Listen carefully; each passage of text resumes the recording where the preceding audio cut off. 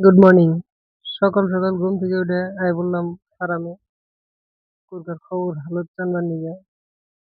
দেখেন সকাল সকাল কুরকায় দানা ভাইয়া মানে কি করবো না করবো বুঝতেছি না। দানার উপরে উঠে দানা খেতেছি, সবটি দানা খাইতেছি।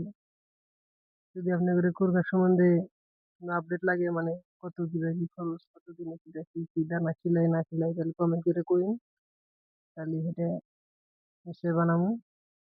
তো দানার পরে গেছে দোকানে, তার মানে বন্ধু একটা ফোন করছিল যে বন্ধুটা কাম করা লাগে, কামটা করে এখন যেমন অল্প সাদেক ভাই করতে মানে একটা ডকুমেন্ট দিবার, তারপরে যাবো একটু অভয়পুরি, মানে অল্প কোর্টে কাম আছে তো।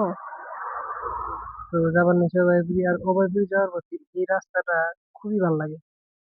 এটাই বললাম অভয়পুরি স্টেশন। বহুত দিন পরে দেখবার নিচে আমাদের কলেজ, মানে 1-1.5 বছর পরে এলাম আবার কলেজে।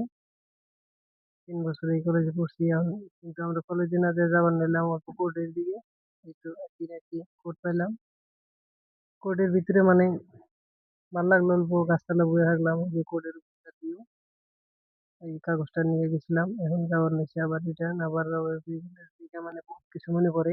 এই কলেজ থেকে 3 বছর পড়লাম, তাই বললাম আবার এইচডিএফসি ব্যাংকে মানে একটা কাম ছিল। এখন সবাই বিরিয়ানি না খায় তো যাবার পারি না। বিরিয়ানি খাইলাম, আবার একজনের নিকে পার্সেল করলাম। এই তো আমার দোকান থেকে এটা বন্ধু আর তো পার্সেলটা কার নিয়ে আনলাম, এই আমুল নিয়ে আনছি। এখন আবার কাম শেষ, দোকান খোলা হবো আবার। যদি আপনাদের আমার ডেইলি ব্লগ ভালো লাগে তাহলে কমেন্ট করে জানাই, ডেইলি বানানোর চেষ্টা। Thank you.